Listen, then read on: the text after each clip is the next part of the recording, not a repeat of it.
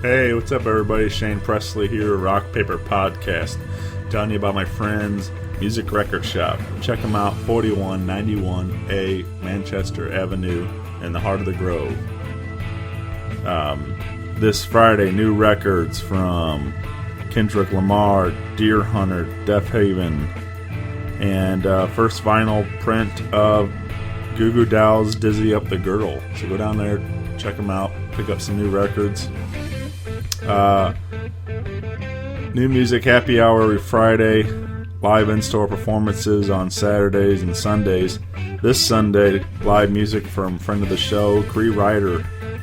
So go down there 2 to 5 Sunday. Check them out online, Facebook, Twitter, Instagram, musicrecordshop.com.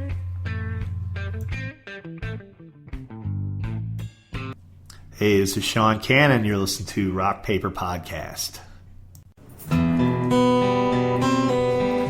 Yeah, this is Rock Paper Podcast with Shane and his guests. You will listen to what he says. Shane will drive to your house and bring you brownies and talk for hours, 'cause it's Rock Paper Podcast. Tell me why it's nothing but a podcast. Tell me why tell me why. All you gotta do is download Rock Paper Podcast. Rock Paper Podcast.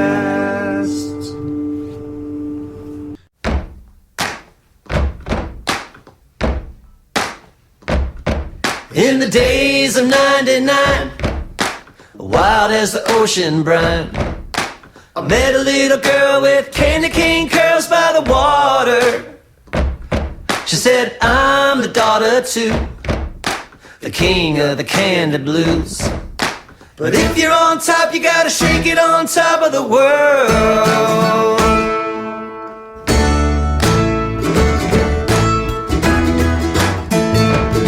So I took on the road, a one-man traveling show, making my guinea city by city on the west side. But of all the peaches in the tree, I'm only shaking down my Ceresi. Look out, boys, I'm kicking up a pile of dust on that old big rock candy mountain up top where the sugar stopped. So sweet, so sweet, so sweet, so sweet, little Ceresi. Send all your suitors home. I'm a-coming up from the county, my, oh my, oh my, oh. And I only wanna rock with you.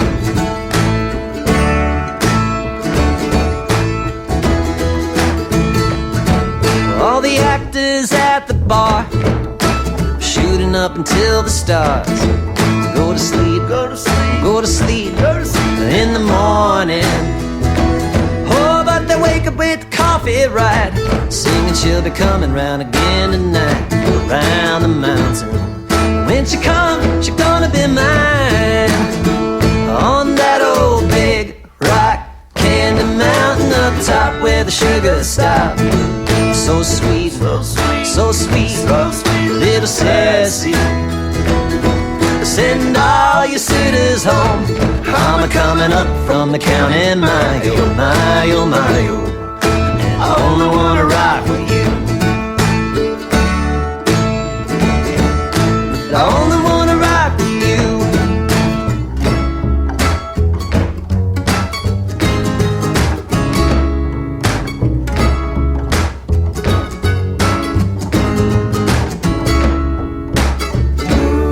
She got me rolling around the bed. She got rolling around the bend. She got me rolling around the bend. By the rising of the moon, I made it up into her room and said, pretty baby, be my little lady on the landing. She said, I always knew you'd come for me from the gutters of the Golden City. Now we're on top, we gotta shake it on top of the world. On that old big rock candy mountain up top where the sugar stops. So sweet, so sweet, so sweet, so sweet, little Ceresi. Girl, sitting by your sitters home, I'm a-coming up from the county mile, mile, mile. I only wanna rock with you. I only wanna rock with you.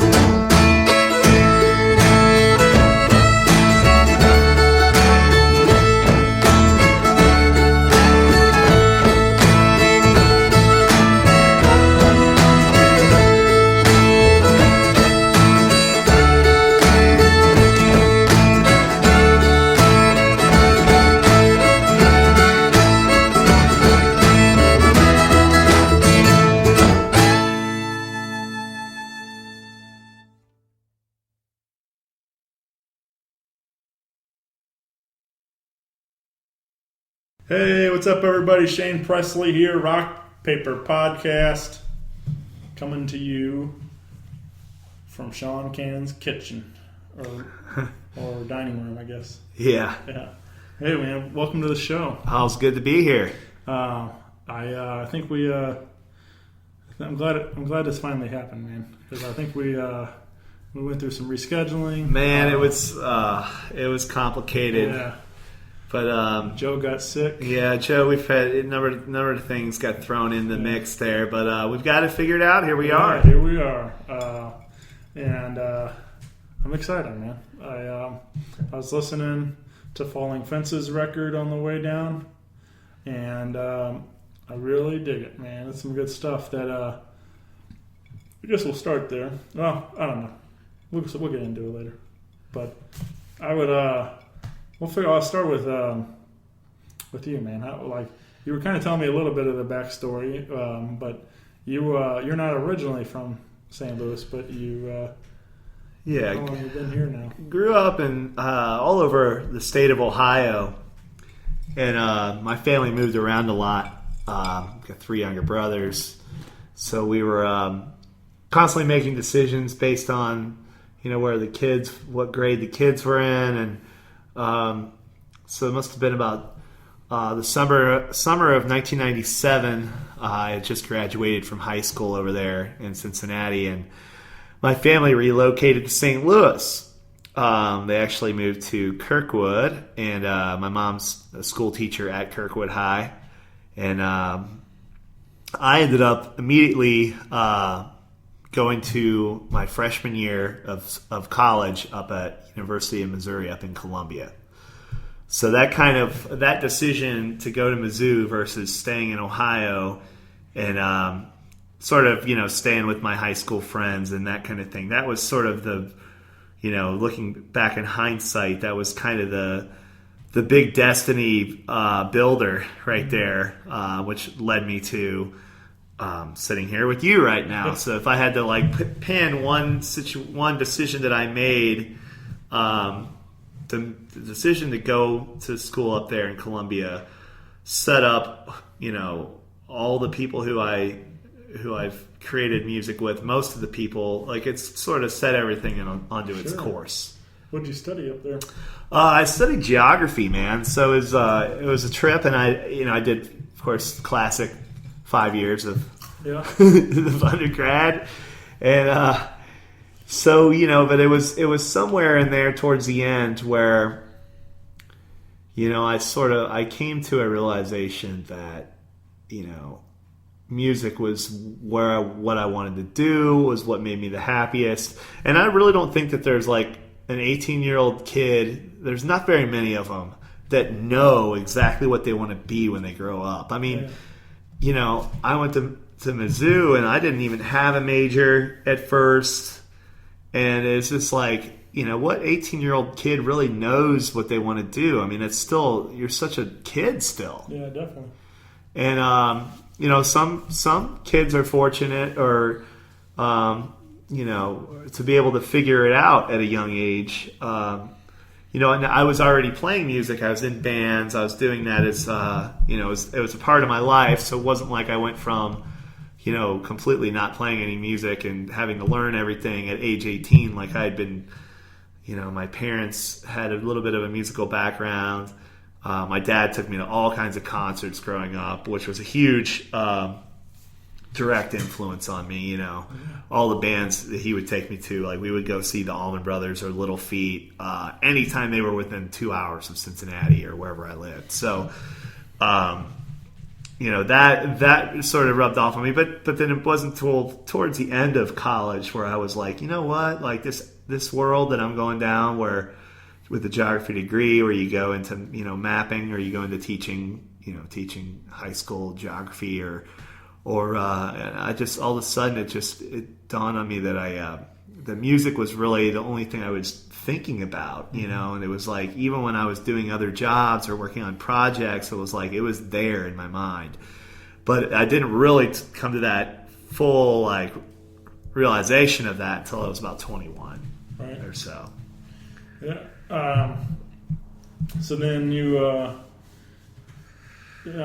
so what bring you? So you were at Mizzou, and then what brings you to actually St. Louis then? Yeah. So just to fill in the gap there, my first college band was in which we all still play music together and work on. We have an album we're recording. It's almost finished, but the band was called Bachman's Eufio, and we eventually shortened it to Bachman somewhere around 2007. But we actually started playing shows in 1999. I believe our first show was on summer break at Mizzou. It was like, I think we formed during my sophomore year, and then right after that summer, we played our first show at the Red Sea down in Del Mar, down in the basement. And I'll never forget it. I was like, man, because freshman year up at Mizzou, it was like I was a new kid. I didn't know anybody. Struggle to meet girls, man.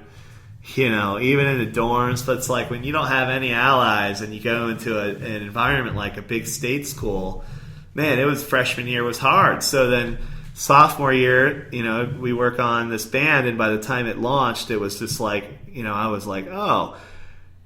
Sort of my coming out of my childhood as a late bloomer. Well, that was rectified pretty quickly once the music thing started rolling. So that, I'm not saying that the girls fueled my fire, but I'm just saying that was definitely an added bonus. Sure. So not having to worry about that, because you know how when you're a kid, man, you just worry so hard about that stuff, man. You're like, it's like in your head. Like, I wish I could go back in a time machine and just be like, dude, if everything's gonna work out, man, right. Like, stop crying. So like, the band started taking off, and like we became the college band at Mizzou from probably like 2000 and through the mid 2000s, the year 2000 being like when we really, we were packing the Blue Note and playing all original music. We started, traveling around. We actually even made it out to like the High Sierra Music Festival. We're invited out there 2 years. So we started to make a bit of a splash, and we, being that we were young and fearless, we went ahead and like moved in together, quit our jobs. Like, we tried to make a full go at it. And, that was at like age 23, 24, 25. Certainly far too young to be wise enough to succeed at something like that. All right. But the experience is invaluable. But, we went down the path of like, we hired a booking agent, we hired a manager, we hired a publicist, and it was just like we had all these expenses, and we were, like doing things like paying the band house rent with credit cards, like just making every stupid mistake like that you could possibly, a 24-year-old can possibly make. We made all of them like twice, and sometimes more than that. So it became this thing where, somewhere along the band's career in around 2007 or 8, we put out like the best record we ever made, which was called Chasing Dragons. And we were like really riding high off that record until our manager calls and says, hey, I'm flying in from San Francisco. We have to have a meeting with, the family. We have to discuss a situation. And we were just so naive that we were like, oh man, this is going to be great, big news. It's going to be awesome. And he gets there and we're like, okay, we are $50,000 in debt. So how are we going to go about, what are we going to do about that? And so that kind of, it didn't necessarily sink us as we still exist as creating music together. But man, we just did everything the wrong way. Although there was a lot of joy along the way and a lot of memories, and I could tell you all about tours and people we played with, and being at that age, 24, 25, 26, those are lifelong experiences. And so anyway, that was the band. And so just to give you a little bit more of the backstory there, just to wrap this up here, 2 of the guys are from Kirkwood. Andrew Weir on keyboard and Will Reeves on bass. Our drummer was from Chicago, Danny Carroll, who we met at Mizzou. So we're all living there in Columbia together, and Andrew, so we had sort of the St. Louis, I'm playing in a band with St. Louis guys, and my family lives in St. Louis, so like my seeds were already kind of planted here. Right. So when I finally moved here in 2008, I had already had years of networking from playing in St. Louis. And of course, the first gig I got here, as far as like a regular gig, I'd been playing Cicero's and the pageant and all those, but periodically every couple months. But I got a weekly gig at McGurk's down in Soulard. This would have been September of 2008, with another one of the guys who went to school at Kirkwood with Andrew and Will, named Joe Stickley. He was actually Will's roommate in college. They lived across the street from me on Wilson Avenue. Both of our houses are now demolished. Oh, yeah. But we were neighbors, and it was kind of in the formative years of Bachman's Bufio. So Joe and I established a friendship there, and he would eventually start playing with us, and we would call it Joe Stickley's Blueprint. And so Joe and I had sort of this, we had developed a musical friendship. We were obviously, we had a lot of the same musical influences. Just got along great, man. Yeah. It's been all these guys that are like family to me that I'm talking about. Will Reeves, Andrew Weir, Danny Carroll, Joe Stickley. That's like the band I say I grew up in it, but we started when I was 19. I'm 36 now. So I feel like, that's like my lifelong band. I grew up in it. We're essentially brothers. Our families are all close. Parents are close with. It's like a family. Sure. And so when I first got this gig on Sundays, I would travel in every week from Columbia, and at around the same time, I started dating my now wife, Jocelyn, and so there was some things pulling me to St. Louis that hadn't really necessarily been there before. And, eventually after 12 years of living in Columbia, right around there, 2008, 2009, I moved full-time to St. Louis. So that's sort of I tried to make that as short as I could. But it's great, man. Yeah. So when you get the gig at McGurk's, mm-hmm. and you started playing with Joe a lot there? Yeah, so... Joe and I had this history of playing like in a rock band setting where we would my rock band Bachman would back him up, as Joe Stickley's blueprint. I believe I mentioned that a little bit ago. And so we sort of had a little bit of chemistry already from that. And then, he gets a call. The couple who had been performing at McGurk's for like 25 years on Sundays and Mondays, their names are Bernie and Barbara McDonald. They did like really traditional storyteller type Irish folk music. And where it was almost more of a coffee crowd, very educational. They would tell lots of stories, very mellow. And so when they retired there in 2008, McGurk's needed a new band, and through the grapevine, Joe had been networked with the family that owns McGurk's, the Halloran family, who have been great to us over the years. And they basically essentially offered us Sunday and Monday nights there. At the time I was in Columbia, and I was like, well, why don't we just start with Sunday nights and see where it goes?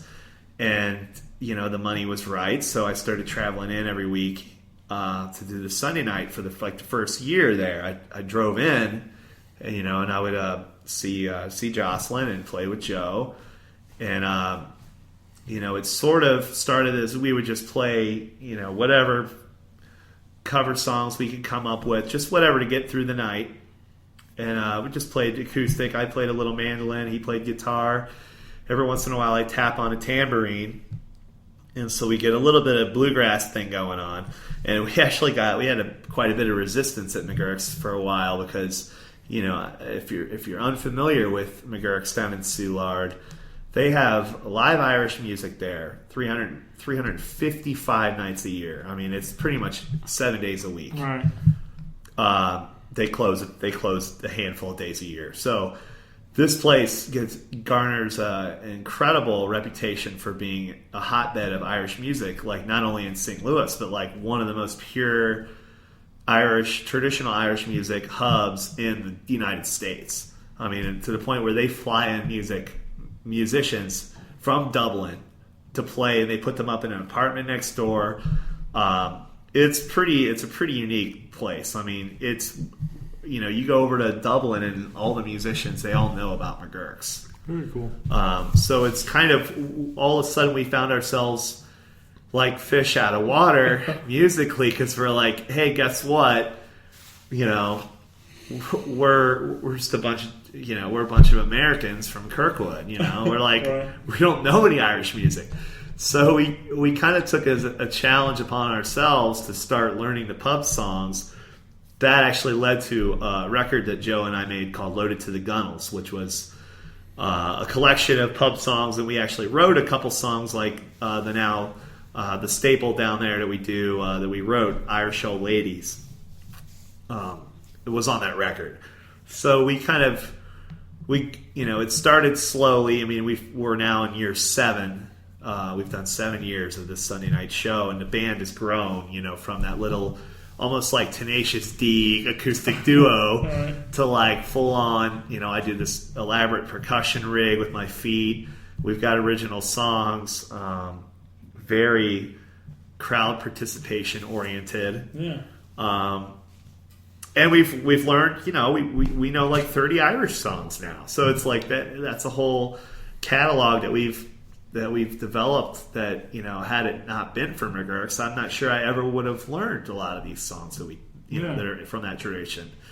So it's a unique thing for us, like coming from like the more Appalachian, Ozark, like bluegrass tradition, whereas it's kind of unique because bluegrass music started, as almost an offset of Irish music, like the Northern Irish and the Scotch Irish and the Irish Catholic Irish settlers came over and settled into the hills, just geographically the same hills that most resembled Ireland. Mm-hmm. Your West Virginia and your Kentucky and Missouri, and so our heritage as being Americans and our family names from the last couple hundred years, we come from more of that tradition, and then we took that tradition back into the Irish thing.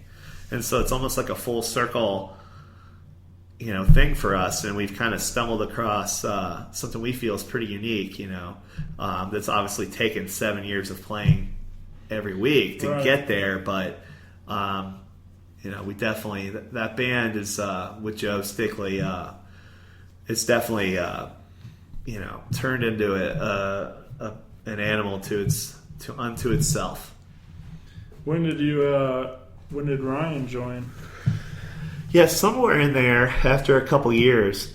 Sometimes we would have like our friends from Bachman, Andrew and Will, or those guys would come sit in, and we would be like, "Oh man, this is nice with bass." And we got to a point where we were finally like really the Sunday night show was really starting to pick up steam. The bar ring was double or triple what it was before, and growing. So we got the offer to get I believe the owner, Jim Holleran, he said, "What do you boys need? Are you boys ready for a raise?" And we said, "Actually, Jim, we're hoping to make the same amount of money that we've always made, but if you guys could start paying a third guy, we're really interested in, adding a bass player." With the foot percussion that I do, I mean, the bass is not necessarily an instrument you see in Irish music. Mm-hmm. And like, your Irish musicians that would come through to usually like a guitar and a banjo and an accordion, amongst other things. But with me doing the foot percussion thing that I had developed, the bass was definitely something that we needed to color. That I hit this kick drum pad, that hits a sub. So now having a note to color that, all of a sudden the band just sounded really full, and we knew it that was instead of getting a raise for the two of us, adding that sonically that low end would fill out the sound and sort of after a couple years there, I believe it was somewhere 2010, maybe 2011, that we added Ryan full time. And for those of you guys, Ryan Kennedy, great guy. He goes by a stage name of Chewy Knife, which is you have to ask him about it, but people seem to really like that. Right. That's a great stage name. But so we've got the core trio, and then we've eventually just recently added a drummer pretty much full time. Aside from when we play at McGurk's, whenever we play anywhere else, we use a drummer by the name of Joe Winsey, who a lot of people in the scene would know him from Mattahoochee or Pepperland. Okay. Fantastic singer, drummer. He really fits in well with us. We're all old friends, so it feels, it's not like, who's this weird new guy on the drums? It's like, well, here's our friend that we've been swimming upstream with for 15 years. Now he's swimming in the same boat as us. Yeah. We're paddling up in the same boat, so it's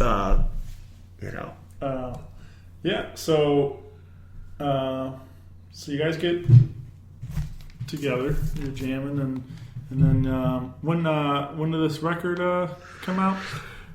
Yeah, so like the first is somewhere in there. I'm going to say like 2013. Well, we'd always discussed the idea of having a band name, right? And because for the longest time, it was just go see Joe and Sean at McGurk's. We'd almost just go by our first names because that's what everybody down there would just call us, Joe and Sean. And so, like, even when we did the CD of pub songs, it was called Joe Stickley and Sean Canan, Loaded to the Gunnels. But we had discussed the idea of adopting a band name, and you know how band names are. They're very difficult. Sure. And it's almost just like second nature just to shoot it down as soon as somebody says what it is, like, oh, no way, that's horrible. Or you might say something like a little bit friendlier, like, yeah, think about that. Let's, let's put that on the list. In actuality, there's no way in hell you're going to go by whatever the name is. So Joe came at us with this band name. And at this point, we had kind of started, he and I had kind of started writing some new material. We had like kind of resurrected some older material and adopted the songs we did with Bachman, like more in a more rock band setting. We'd like made them more folky. And so we had a few of those, and it was like, we might have enough songs to start thinking about a record. And so he came at us with this band named Falling Fences, which is from an Irish proverb, I believe, that states, the old falling fences have ears. And so he said he was always really taken with that. And I pretty much, for the first time in my life, felt attached to it right away.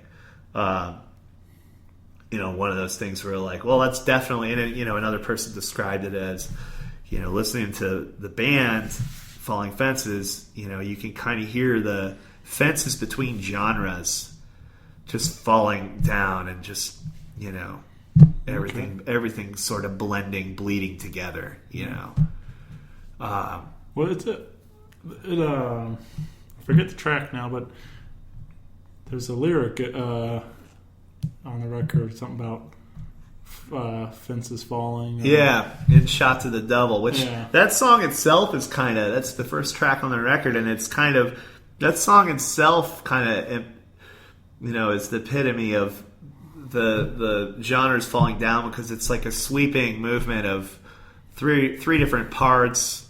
It goes from bluegrass to like almost like a Pink Floyd-y ballady thing with weird sound effects to like this almost like pop thing at the end, where we're kind of melding different instruments, and it, the song kind of takes on many forms within it.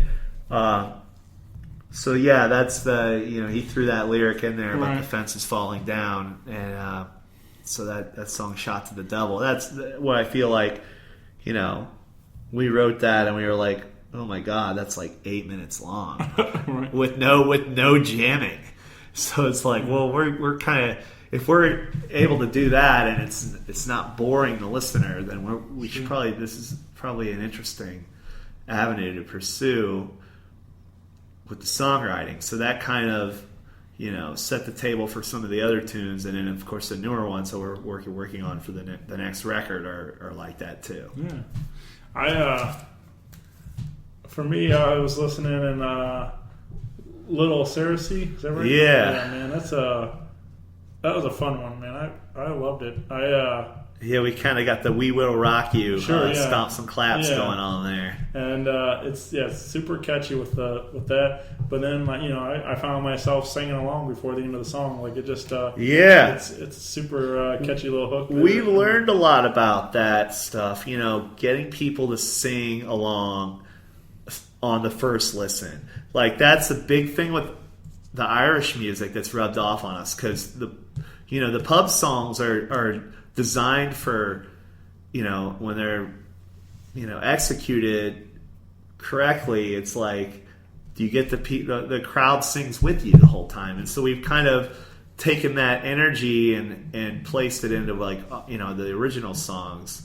Whereas people will come down, like we'll have a band from Dublin and they'll say, hey, I've never heard any of those Irish songs, and you guys had everybody singing those. Like what songs are those? And we have to tell them, which is always a nice feeling to say, like, those are our songs, Sure. But that's kind of like one thing that we really took from the Irish music was, make people sing along. Yeah. It's not even like a negotiable thing. Right. It's like, this is what's happening. You can join the rest of the room if you want to or not. And being able to apply that to the original thing is really it's really fun. So like down there when we play on Sunday nights, you can expect to hear some Irish tunes, but a lot of times the songs that go over the best are the ones that we've been doing over and over that we've written that people hear every week. And we try to make it even easier on them by making the songs catchy enough that you can recall it from last time, or maybe by the third chorus you kind of already got it, like you were saying earlier. Yeah, well, and a couple of pints of Guinness will help you. Help you out too. Oh man. There was another one that stood out. Is it Piola Road? Yeah, right? so Piola. I don't even know how he says it. I think it's Piola. Yeah. It's the road that goes. It's in Lesterville, Missouri. It's the road that goes back into off of the whatever Route 19 or whatever route it is down there. That goes, like, it's at the general store, and it's the road that goes back down swings around to Black River Lodge and Bearcat Getaway. So that's the name of the road, and the chorus, I'm going down Paola with the radio high in the satellite glow. I mean, it's kind of like we always set it up as like this is a floating song. Yeah. This song's like, here in Missouri, we all experienced the float trip, and it's like this song we sort of tried to, sum up without singing about like we're going floating down the water, like we're not gonna we try to allude in a very indirect, discreet way, but it's essentially about the spirit of how it feels to get together with a bunch of friends and go floating or camping or whatever, and we like to evoke the emotion of those things rather than actually like explaining that that's what it is. You know what I'm saying? Mm-hmm. Like with the lyrics. The lyrics, you kind of draw your own conclusion, but the emotion of it, that's what we're going for. And you co-wrote lyrics with Joe on this, or? Yeah, I've got I don't know, a handful of verses on the record. A lot of times we'll approach it like, hey, I'm going to sing and write this second verse or whatever, and then sometimes like he'll come at me with, hey, I have this song, I've got 2 verses written and a chorus, and he'll be like, I'll work on it and we'll try to get this thing going. And anyway, I'll have the song in my head, and later on that night I'll just text him a verse, and be like, hey, how about this for verse 3, sit with it. And then the next day he comes back. It's like, oh, that works great. Here we go. This is it. It's done. And so that kind of thing helped towards this. Or like, when we collaborate too, a lot of times he'll just come, like I said, with a couple verses and a chorus, and I sort of turn it into, for lack of a better term, like a Falling Fences song, where it's there's a bridge, there's like little melodies in between the verses. Here's the arrangement. We're going to put some solos in here or not. Like, here's another little melody, or put an outro jam, or like I'll, say, hey, the chords are changing too fast. Let's slow this thing down. Or like he'll be like, hey, I've got this new ballad, and I'll be like, let's try that one like 10 times faster. And now it's a lightning fast bluegrass song. Or let's put like a nice funky beat to it, and so I kind of try to sort of act as like producer, arranger. Right. I wear basically a lot of the hats, and then he has the essential lyricist, and sort of establishes like the beginning of what would be a melody. And sometimes he comes at me with songs that are just done. I'm like, dude, that's the song. It's already there. But then, other times I'm like trying to force them out of him because I'm like, let's go, come on. Yeah. And so then I'll kind of help push the thing over the goal line. I heard some horns on the record too. Who played horns? My good longtime friend of ours, Alex Beish, who he performs some music here around town. It would be he's very, very eccentric friend of ours. Plays the trumpet and the accordion. He has an album coming out of his own. But he played the trumpet parts. I pretty much scored all the horns for the record. Sort of along that like arranger, producer hat. Is one of the things I did. I scored the horn parts. Which are fairly simple. I mean, there's a couple things. I think I ripped off the Beatles at some point in there, but so Alex came in and just he's a friend of ours, and he came in with his trumpet and basically executed. I can't play the trumpet, otherwise I just would have done it myself. So Alex came in, and we got him on the record, and we've played a few times live where we've had him up there with us, and like even had like a couple guys in the Funky Butt Brass Band horns. Who I play with all the time. They like to get up there and play the parts too. Yeah, that's what I was wondering if it was those guys, because they seem like they play a lot of records. Yeah, they do. We didn't get them for this last record. it doesn't mean we won't Sure. use them. I'm playing with them. I rehearsed with them last night for like 6 hours. So I mean, we're very much intertwined at this point here in the St. Louis scene.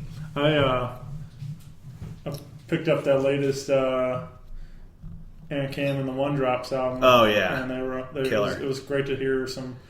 Oh yeah, Funky Butt Horns Nate on- Hershey's on keys on that, and such a killer Funky record. Butt Horns. All Aaron Kamm and the One Drops are fantastic. They Yeah. make me proud every time I see them. Like, these guys are from our town, Yeah. killing it. Yeah, they're fantastic. Well, I guess we can lead into that. You mentioned your rehearsal. You do Wednesday nights at the Oyster Bar with Voodoo Players, Yeah. and so this is like a weekly kind of you pick like various artists and you play various sets of their music, right? Yeah, it's sort of a theme night. Yeah. And I use usually whatever theme we decided to play. When I say theme, I mean, like, we've done, like, we'll do like a whole night of Bob Dylan songs or a whole night of Neil Young songs, or like we've even done, Hank Williams Sr. and the band, and I can't even list them all off the top of my head, but Yeah, you had Clapton we got coming up, which actually is fun because we do like Cream songs and like Derek and the Dominoes songs and the Clapton solo stuff. So we kind of pick from, we tend to do like artists and bands that have a huge catalog of well-known material. Right. So like, I'm not going to do like, I got one buddy that's like, dude, when are you doing Molly Hatchet night? I'm like, dude, they only have like 2 or 3 songs that people know. Like, I'm not going to freaking do Molly Hatchet night, So it's like, it's hard, and you start thinking about bands, and you're like, well, they've got 10 songs, or, but with doing the Oyster Bar show, we do 2 sets. It's like a whole night. So you tend to pick bands like the Beatles or Bob Dylan, where you've got hundreds of songs that people know. There's the Rolling Stones. You have a ton of material to choose from that's well known. You're not just up there doing B-sides all night. Because although we love a couple B-sides in the show, when it's one after another, it's like people are just like, okay, well, this is cool. But I mean, people are there to hear the songs that they know. Like, we do Tom Petty and the Heartbreakers, and it's like everybody knows every song. Yeah. Yeah, in a bar setting, you gotta keep hitting with the hits. And Keeping stuff. it loose, man, and that's why I like doing this gig at the Oyster Bar, because there's such a loose vibe there. It's like they built that place sort of with like New Orleans in mind, Right. and so which New Orleans has steeped in musical tradition, so it just feels good. Man, I just really enjoy playing out on that patio. Yeah, it's a great spot, man. It's one of my favorite places to visit. Wasn't too long ago. I think I was there like 4 nights in a row. Like, just 'cause it was just I think like Funky Butt played like I think it was like Emily Wallace on a Thursday, Funky Butt on Friday, Aaron Kamm on Saturday, or something along those lines. And I was like, all my favorites are down there. Yeah, I'm gonna keep. That place that's another place, man. 7 nights a week you can find music down there, down on South Broadway there at the Oyster Bar. Yeah. But it's been a fun thing, man. I started it's been almost 2 years every Wednesday, and it started as kind of like what was going to be sort of I had this idea for it to be more of an open jam. Yeah. Where I was kind of leading the charge.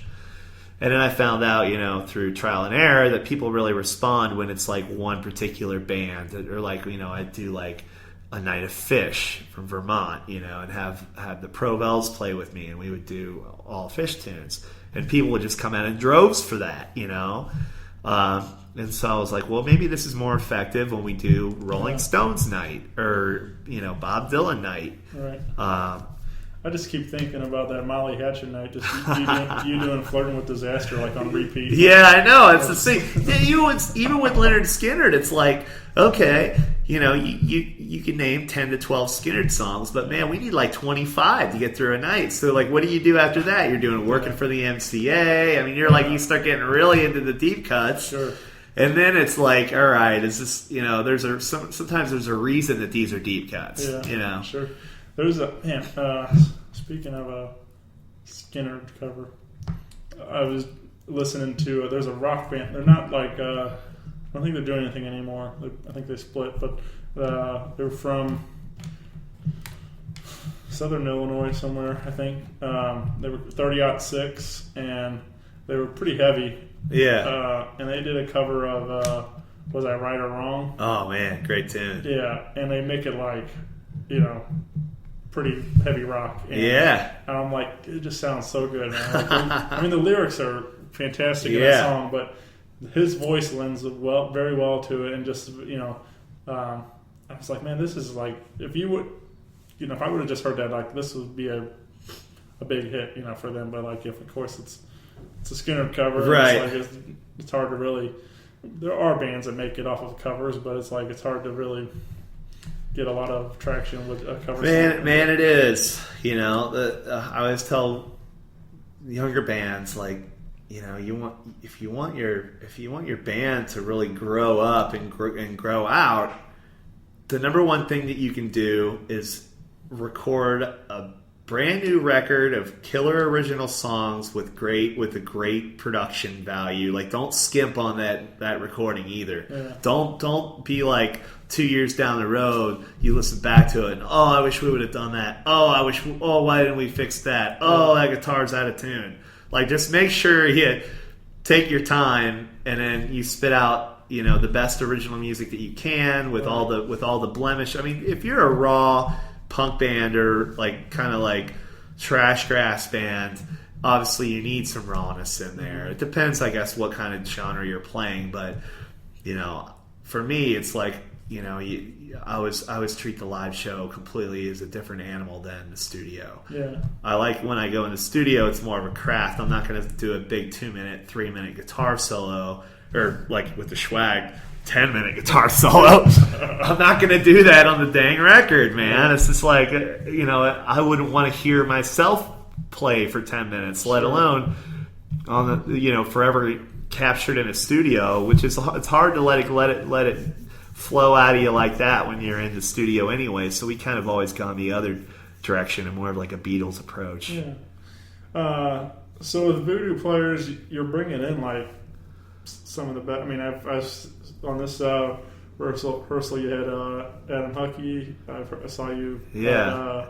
And you mentioned the rest of the guys in Funky, but Ben Reese is on there too. Yeah, Ben Reese. So and like that's been a big thing with it. Is I've discovered that it's kind of become a networking thing for the local scene, because like one of the things I'm really proud of about it is like I'll have guys come on to play this show with me, and some of which have never met before. Yeah. And then I hear like a couple weeks later, like they're doing a gig together. Right. And like at first, like I remember one guy's like, "Hey, is it okay if I use this guy from this other band that played with me at Voodoo for on bass in my gig coming up?" I'm like, dude, that's the freaking whole point of this. Yeah. Like this is like for us to strengthen the music community, and for a lot of us to, instead of just playing in our little secular bands, like let's have some overlap. Let's mix it up. And I've sort of settled into a formula with how we do it. Like we'll do, I'll use a Spotify playlist and usually send it to the guys a few weeks out, and then we'll rehearse, the night before. If it's like a brand new one that we've never done, we'll rehearse twice. So last night, I had my first rehearsal for next week's Voodoo Players show, which we're debuting. A big band, you mentioned the Funky Butt Horns are on that gig, doing all Van Morrison songs. And, he's one of my favorites, and the songs are so fun. We put the 8-piece band together. It's sort of kind of what we do. I was talking about the formula for how we do this. about a third of the songs we will play the exact arrangement and really just try to make it sound like exactly how you know it in your mind on the record. Like we're trying to nail like a third or a half of the stuff. The other half, is sort of a mix between us either doing a reinterpretation or sort of just stretching the arrangement. Like, okay, we're gonna put a solo or two in here. And also, we try to stretch the arrangements because, let's face it, the Oyster Bar gig's 3.5 hours long. There's two 90-minute sets or whatever. Yeah. And if you're talking about 3 hours of music, if you're going to play 3-minute songs all night, well, then guess what? Hey, guys, we got to cram 45 songs. Yeah. Like, if we cram 23 or 4 and jam a few of them out to get through that time. So we kind of try to come up with creative ways of doing that without it ever becoming loose. A lot of people talk about use the word jam band. Yeah. Well, there's certainly an art to it, and you and I both know that there's a lot of jam bands out there who do not really achieve they don't have the art of it down. It's very loose, and a lot of times you can attribute it to lack of experience, or just more they're maybe necessarily not taking it as seriously, or they're trying to just get lost. That's the goal. And sometimes that's the avant-garde side of it that's cool. Me, personally, I enjoy a long jam as long as it's interesting. And believe me, for it to become uninteresting can sometimes happen in one note or two notes. It can happen really quick. And so that's one thing I've, with my ADD, I can get bored very easily, and so if the jam's not going anywhere, I've gotten, a lot of experience in pulling the plug before it hits that point where it's like yawn fest. Right. And so there's an art form to that. Knowing when you've gone too long in a jam versus knowing when you've arrived, and sometimes when you arrive and you can spin into a different direction and you can arrive over there too, that's when you're able to do that. That's when you get to more of the high tier, high caliber jam bands. Yeah. Unfortunately, not, a lot of them struggle with that. You just had Big Mike out for Voodoo night, right? Yeah, we did right after B.B. King passed away. Of course, my first whenever a legend, especially a legend that had direct influence on my playing, my first instinct is to we've got to do like when Levon Helm from the band passed away, we threw a tribute concert together in like a week, and had it at Off Broadway. And so the same thing with B.B. King. I booked it pretty soon right after he passed, and Big Mike was my first thought of what blues guitar player. And I hadn't actually even played with Big Mike at that point yet. That was our first time playing together. Yeah. And man, we really hit it off. And it was like, and afterwards over beers, we're like, we both realized our favorite band in the 8th grade was the Black Crowes, and like we got all these things in common, man. And so that was a really neat experience playing with him. He's just fantastic. Yeah. You can catch him down at Beale on Broadway. I think he's there once a week now. Sunday nights. Yeah. Free if you get there like before 9 o'clock, I think, or something. So. Right. I would promote that further, but I also play on Sunday nights. So come see Falling Fences. Right. Sorry, Mike. He was another guy. Like was a big fan of his stuff, but I had never really spoke with him, and I invited him to the show, and we sat at Herbie's Vintage 72 in Central West End, where he also plays every now and then. And, we sat in there and hung out.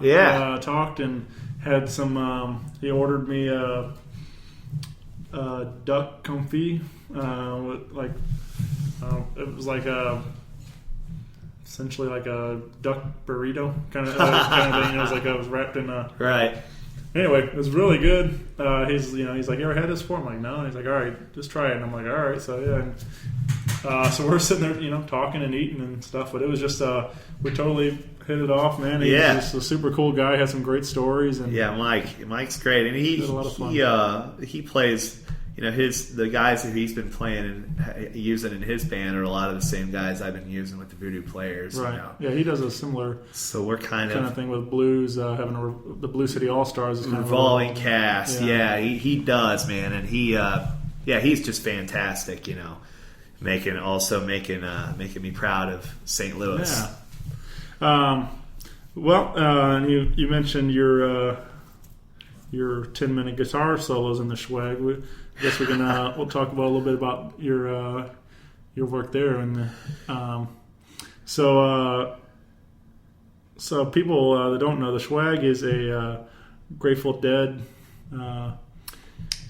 What tribute? I guess is tribute. You guys want to say tribute or? Yeah, sure. I mean, it's a bit of a different approach. I mean, there's several bands out there who do sort of the recreation thing, which is more along the lines of what you would call like a pure tribute. Right. Bands like Forgotten Space, and then probably most famously Dark Star Orchestra. Mm-hmm. And depending upon how pure your rules are, you could even say, further, and these, even the Dead and Company, who are coming as essentially a tribute band, because guess what? There's no Jerry Garcia up there. Right. I kind of, I think I don't like to really have to push everything onto one side of the line or the other. Yeah. But the Schwag is kind of cool because it's, instead of recreating, we reinterpret. So we kind of put our own creative twist on the songs, sort of similar to the Voodoo Players, where some songs we will play, very, very true to form, and then other songs we kind of take and make our own arrangement out of, or sort of put our own emotion into it. And so, people really respond well to the emotion of the band. Where that's kind of what I think we have, because we're kind of reinterpreting it and pouring our hearts into it in a different way, rather than me having to be like, oh, I should probably play this, this particular solo or guitar run that Jerry did on, Dick's Picks 4 or something, like that. When I first got the gig, Jimmy Tebow, the band leader, bass player, he kind of told me right from the get-go, like, hey, listen to a ton of Jerry, get his playing in your fingers, and then just forget it. I'll forget it all. And so that was freeing for me, because, of course, I took the gig seriously, and still do, and try to listen to as much of Jerry's playing as I can, just to kind of get the idiosyncrasies of the attack and, the scales. A lot of people assume that, the Grateful Dead is. I remember back to Mizzou here. I took this jazz ensemble class and was always playing in like jazz combos and jazz ensembles back before the football program took over the school, and the marching band took over what was our jazz rehearsal room became storage space for the marching band, and they did away with the jazz department. That was sort of all culminated and they go into the SEC and become a big-time football school. But back then, it wasn't necessarily as much like that. And I remember my jazz instructor said one time, he's like, oh, Grateful Dead, that's just like going up and down the Mixolydian scale with 4 or 5 guys. And, we all laughed, because whatever musician joke, it's Mixolydian's like a particular scale that sounds noodly. But as I've come to study this material from playing in the Schwag for the last 5 years, man, Garcia was just, he would play all the scales. He would play all the notes that I once would consider as wrong notes. He would use them all in a passing way. So he would, and so I've become very much more, not to nerd out on you here, but very much more of a chromatic player since joining the Schwag and sort of listening to Jerry do all this chromatic playing. Being able to use all 12 tones has changed me as a musician and how I hear things. And so when I first moved here into St. Louis back in 2009, I remember I got a call right around the time that Schwagstock got raided, and that could be a whole other podcast about Jimmy Tebow going to doing federal time for Camp Zoe. They essentially, did a witch hunt on that place, and now they acid forfeiture. The state owns Camp Zoe now, and they're making lots of money on it, whatever. It was a money thing. It's for another whole other deal. But when I first moved here, I remember I got the call from Jimmy right around that time, being like, "Hey, I heard you moved to St. Louis. Well, you should come play on Tuesday night. Do you know any Grateful Dead?" And I was like, "Well, just so happens my dad, Bruce, always has been a huge Deadhead. Brought me up on a lot of this stuff, so I sort of had a bit of a basis to go off of just to get through that first gig, where I could do Tennessee Jet in Front of the Devil and some of these songs that I've, Sugar-E, that I've loved my whole life. But obviously it grew from there. I started studying the Garcia thing more and more, and here we are, traveling around and playing Grateful Dead songs. And so Jimmy's out of jail. He's out of jail, man. He's still, I think, he got a little bit of probationary work left, and he's really nearing the finish line with all that too. And he is, it's been an inspiration to see him go from, like, even communicating with him while he was in jail. Like, he had all these big plans to get the band up and rolling again, and we did, man. His first show back, we filled the pageant. That phrase. My brain went to Blues Brothers. We got to get the band back together. Yeah, got to get the band back together. He did it, man. Yeah. He went around and we've been putting on Schwagstock again just this last September, and so he is. Man, the Schwag is in full flight. Yeah. We've got some great players on the roster right now, and man, it's just a lot of fun. And it just, it's nice to be able to get out, 3 weekends a month and go travel around and play to people that, I play here in St. Louis and see a lot of the same faces, and I wonder if, like, man, these people are very supportive, but it's like, we kind of have a small pond here, even though within the context of a big city, the percentage of people that actually go out and support local music, is a smaller percentage of the overall population. Right. And, you get to know people. Definitely. And so it's nice to hit the road and come into a town where, like, we'll play in Des Moines, Iowa, and there'll be 400 or 500 people there. And we don't know any of them, right. And so that makes it worthwhile, like being away from home. Of course, I've got a family here, and it makes it that's like the thing that makes it tick, man. We get out of town and we have good crowds and playing. I always make the joke, like, if we have an opening band and there's a good crowd, and they'll be like, "So are you nervous?" And I'll be like, all we have to do is go out and play some Grateful Dead songs, and, like, these people are all here to hear some Grateful Dead. So it's actually like a pretty, it's not a very intimidating proposition, we have at hand here. Right. So the Schwag, you can find all dates at theschwag.com. Yeah. But these guys are hitting the road. October 24th, Hillsboro, Illinois. Yeah, just not too far away. Yeah.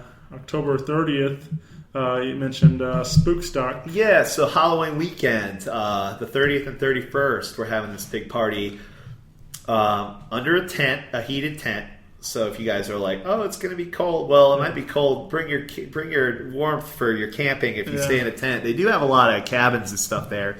And it actually only is about an hour and 15 minutes from St. Louis if you wanted to drive down. Ozark Outdoor in Leesburg, Missouri. Yeah, it's Ozark Outdoor. It's a very cool place, man. And a couple friends we met. Aaron Kamm and the One Drops will also be there. We've got, man, of all the festivals that we've put together, this might be my favorite lineup that we've had. Clusterpluck, they're a lot of fun from St. Louis. Aaron Kamm and the One Drops. My good friends Andy Frasco and his band. They are on the bill. Mom's Kitchen, which is now another group of a bunch of my good friends doing a Widespread Panic tribute. Even Jake Willis, I think, is on the bill, who's just an amazing solo performer. So yeah, I'm excited about this lineup, man. And being underneath the tent, a heated tent, there's gonna be a lot of energy in that tent, man. It's gonna be fun. Yeah, it sounds like a good party. And then you mentioned Dead and Company's coming to town, and you guys are playing the November 20th at the after party. After party, yeah. So come down to Ballpark Village and hang with the Schwag. Yeah, it'll be free after party. So even if you don't go to the Dead and Company show, man, just come down to Ballpark Village. It'll be free. We're gonna play like midnight to 2, probably 2:30 maybe. So we'll just freaking jam until they tell us to turn the lights on. So and that's is that inside then? It's inside. Yeah, it'll be November. So man, it'll be inside in that main room. You won't miss it. I want the only I went to, I guess, 2 shows I've been in there. The rest of them have been outside now that they got the outside stage going. But I saw Unifia and Real Big Fish one night. Oh, cool. Which was a lot of fun. Yeah. And this was like early on, and I don't think they realized Real Big Fish was as crazy as they are. And people are moshing and having fun. Yeah. And there was like no security. So it got pretty wild. But it was. Yeah, well, we hope we enjoy the. Well, of course, you want to have a certain amount of security. Sure. Idiots will get on stage, but hopefully they have a loose vibe for the Schwag crowd. I mean, that's our crowd intends to enjoy a loose vibe. Yeah. Wink, wink. The other show was like I went to Third Eye Blind on the grand opening night. So that was a pretty good party. Yeah. Real Big Fish and Third Eye Blind. Now you're taking me back to the zoo. Yeah, man, taking you back a little bit. So then November 26th, Uptown Theater in Kansas City. Yeah, Thanksgiving night we do this show at the Uptown in Kansas City every year, which is a great old theater, man. It's like, it's such a neat place, and they take they really we've been there every year on Thanksgiving for a while. I don't even know how many years Jimmy's done it, but for me it's been 3 or 4 in a row. It feels like. So there's the one year that we didn't do it. Of course, Jimmy was in prison. Yeah, that'll do it. Yeah, I went up there one night to see Stephen Lynch at Uptown. Like that was, so that's my only experience there, but it was a comedy show. But it's a neat place. Very neat, man. Yeah. And it's hard to be away from home on Thanksgiving, especially. But there's good people in Kansas City. They come out. I think we had 700 or 800 people last year, so that really takes the edge off, man. And then your St. Louis holiday show. You guys are playing December 26th at 2720 Cherokee. Yep, right there, right down on Cherokee, man. Yeah. That's old. So they have a lot of art and on display there. So it's really, really a funky place. We really feel comfortable in there. Yeah, very cool. I read something. So you said you have your core group of musicians in the band, but I guess you guys have like honorary member sort of thing? Yeah, I mean, if you go back to the history of the Schwag, I think Jimmy started the band in the early 90s. I mean, there's been, we call it Schwag alumni. Yeah. I mean, there's probably been 50 members of the Schwag over the years. Right. And sometimes life gets complicated and, the keyboard player or myself even sometimes, like we can't be there for a particular gig. Yeah. And so, we go kind of back to the roster of which is plentiful as you can imagine with all those years. Yeah. So I mean it's sort of a roster band. We have the core of us, which is of course Jimmy Tebow, who's always there. He is the mainstay band leader. His baby. Yeah. And then myself on guitar, and then on drums, Dave Clark, who I use on Voodoo Player nights. You can see him a lot, probably every other week. He's back there at the Oyster Bar in the kit. And then on keyboards, we have Dan Engine-Throne from Chicago, and another guy here from St. Louis, Philip Manowis, who plays in the Provels. Does some of the gigs too. Yeah, so we have various musicians. Well, I read on the site you guys had some listed, and Devin Allman was mentioned on there. Yeah, he's played a lot of shows with Jimmy over the years. Yeah, man. He's one of my favorites to watch, man. He's a lot of fun. Oh yeah, he gets it, man. Yeah. He gets the passion and the emotion of performing. Like Right. he goes to that place. Actually, So I always enjoy watching him because I know he's there. Yeah.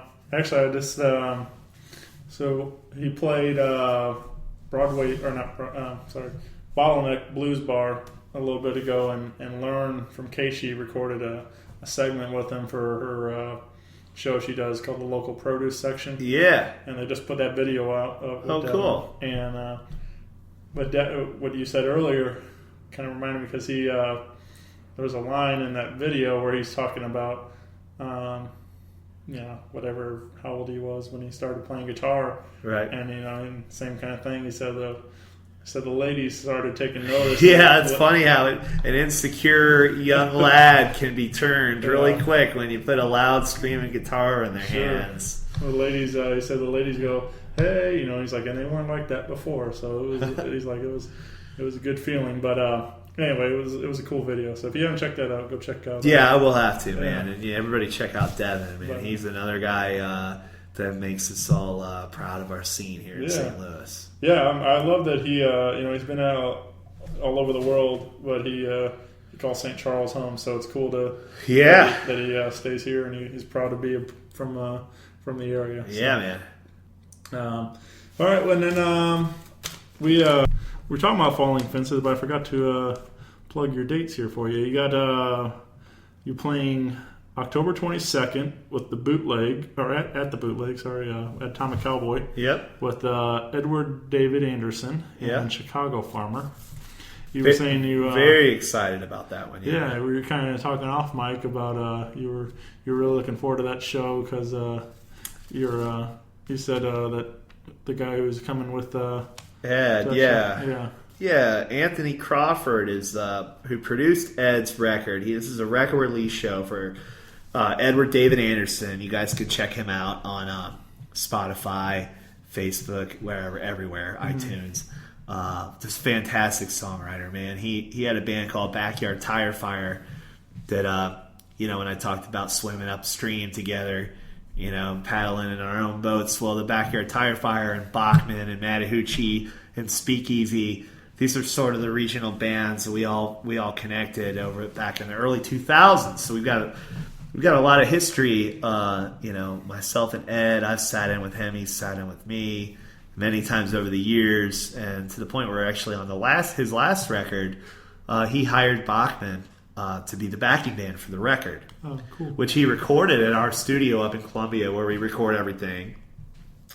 And he had Steve Berlin from Los Lobos produce that record, which was awesome. Having that guy in our studio, which is amazing. Yeah. But on this new record, he's sort of stuck by that, having a wise old veteran of the rock and roll world, this guy named Anthony Crawford, who played in Steve Winwood's band in the 80s and co-wrote a lot of the 80s hits, including a record that I listened to over and over when I was really, really young, 7-8 years old, back in the high life again.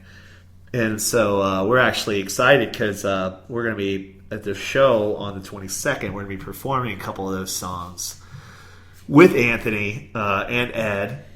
So that's going to be pretty exciting, getting to play some legendary songs that I've known for my whole life with the person who wrote them. So that's exciting. And then having Chicago Farmer on the bill also is man, he is just so fantastic as a sort of a rambling folk singer where big stories about every song, and he really takes you on a ride with his storytelling, which is very difficult to do, and his delivery is just impeccable, and he just writes great tunes, and he really serves as a great MC for if you're looking for that kind of thing. It's a solo act. He's just incredible. So Chicago Farmer, and then Edward David Anderson's CD release set, which he'll be performing with Anthony Crawford, and then Falling Fences will close out the night, and then at the end of our set we'll bring up those boys and have some fun. So that's nice. Thursday the 22nd. They're over there at the Atomic Cowboy. Yeah. Well, man, it's been a lot of fun. Yeah. I like I said, coming down here, getting to meet you, getting to talk music with you, and man, it's been cool. Well, I really thank you for your providing people in St. Louis and beyond here with a nice time capsule of what's happening in our scene, getting a little bit more in depth, and a lot of the acts that you've been having on here are some of my favorite local acts.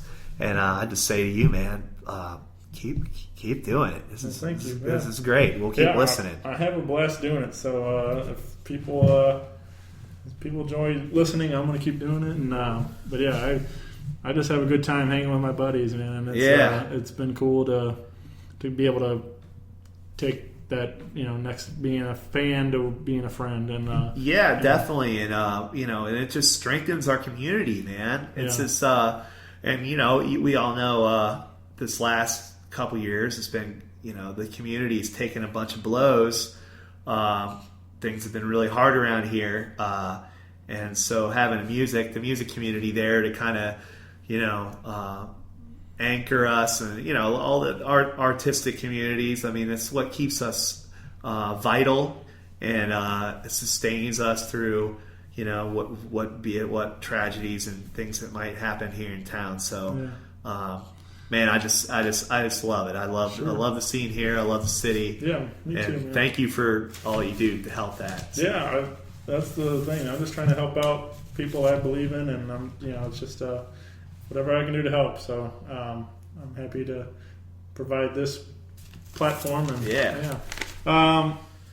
so we can throw some tracks on from the Falling Fences album, which also is if you go falling-fences.com, you can pick it up on CD or double LP vinyl. Yeah, we've got it on vinyl, falling-fences.com, and we're on, of course, if you're you can buy it on iTunes or preview it on Spotify if you'd like. Okay. I love that you mentioned Spotify, because not a lot of people, the people have been ripping on them, just it's easy to get hung up on that. For us, I mean, the amount of income that comes from online sales is so small that we really, just any way to get our music out there is first and foremost the most important thing. And I use Spotify, and I have my qualms with it too, but hey, man, if you want to freaking press play right now and listen to our record, I'm not going to stop you. I liked it. I don't know. I might be a little naive or something, but I feel like for me, I'll listen to it on Spotify or things, and then if I really like it, I go buy it. Yeah. And I would hope more people do that. Go purchase a copy of it. And, the thing with Spotify is, you can only stream it, you know, and what happens when you're camping with your buddies and somebody's got a boombox and an 1/8-inch cable, and hey, but nobody's got cell phone reception here, so we can't get on Spotify. Well, then that's where owning it and being able to put it on an iPod or download it to a phone or onto a laptop or whatever your vehicle may be, because I know our music, we try to write music that's good to listen to when you don't have any cell phone service Or, out in the country. or dropping a needle on the turntable. Yeah, right there. Yeah, man. And we, finally, for the first time in my life, can say, folks can do that. We got the Falling Fences record on vinyl. So. Yeah. So we can put a couple tracks on from the album. What do you? Yeah, put on "Sittin By The Fire," and I actually I played a 1932 National Dobro. Oh yeah. On this track that I borrowed from a friend, and it's a 4-string Dobro. I didn't even know if I could play it. He hands me this thing, and we've been trying slide guitar on various acoustic guitars, trying to get the right tone for this track, and to the point where we are starting to go crazy. And then Will, the bass player who owns the studio, Will Reeves from Bachman, who records basically anything I've ever recorded, he's done. He said, "Hey man, I got this friend who's actually turns out to be Gabe Meyer from the Flood Brothers, another fantastic regional band, and he brought over this dobro, man, from the early 30s, and it just, as soon as I put the slide onto the strings, we were just, some of the stuff that we used on the track might have been from that first track that we did. So Sittin By The Fire, I've got a nice nearly 85-year-old instrument on that one. Yeah, that's one of those things that's probably, just like the the spirit or the mojo or whatever it is in that guitar, like dobro. It almost played itself, man. And then the guys, I remember I got done with the take, I'm like, so how's that? Is that something we might be able to work with? And the other guys were just beaming and shaking their heads like they couldn't, they were like, that's the thing. I think we got it. Yeah. Like, what? Cool. I was just getting warmed up. Yeah. Well, all right, Sean. So check out all of his projects, and I'll have all the links and dates and things all posted on the site too. So, come out Wednesdays to Oyster Bar. Come out Sundays to McGurk's. Yep, I'll be there. You guys, you can find me there every week. Yeah. All right. Thank you, Sean. Yeah, man. It's been Appreciate a lot of fun, man. Yeah, brother. We'll see you soon.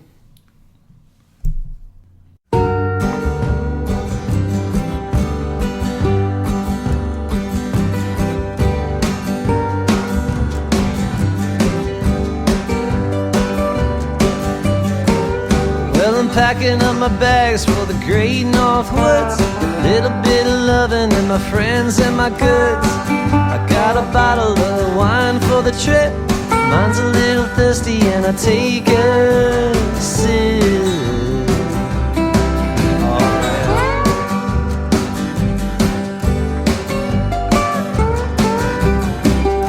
That old Mother Hubbard got nothing on me. Sitting outside with the birds and the trees, dancing in the wind with the stars of the night.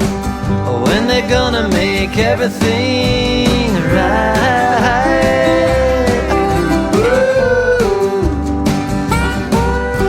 Sitting by the fire, sitting by the fire, sitting by the fire. Oh, my darling, sitting by the fire.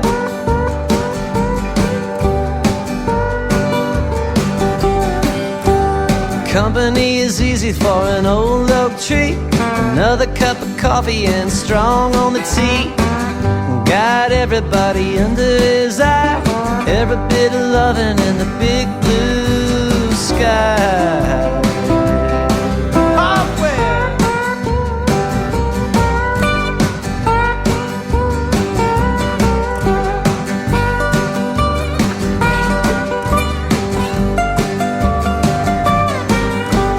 Company is easy for an old oak tree. Another cup of coffee and strong on the tea. Yeah, got everybody under his eye. Every bit of loving in the big blue sky.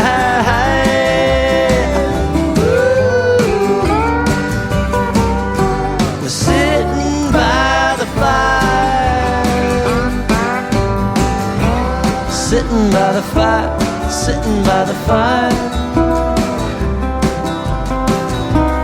Oh, my darling, sitting by the fire. We're sitting by the fire, sitting by the fire, yeah. Oh, my darling, sitting by the fire.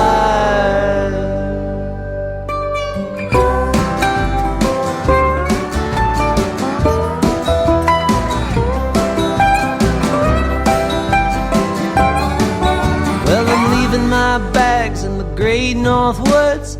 Little bit of loving and I'm proud as I could be. Sitting on the stump with the cider and the sin. Forgetting who we are but remembering where we've been.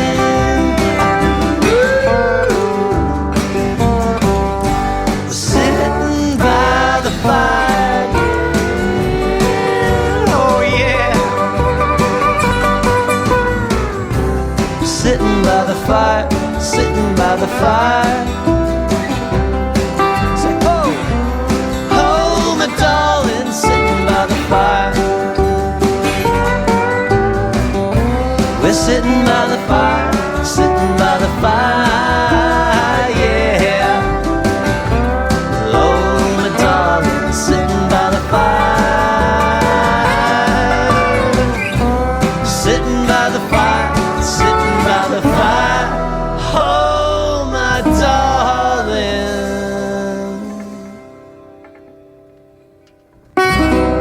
sitting by the fire, sitting by.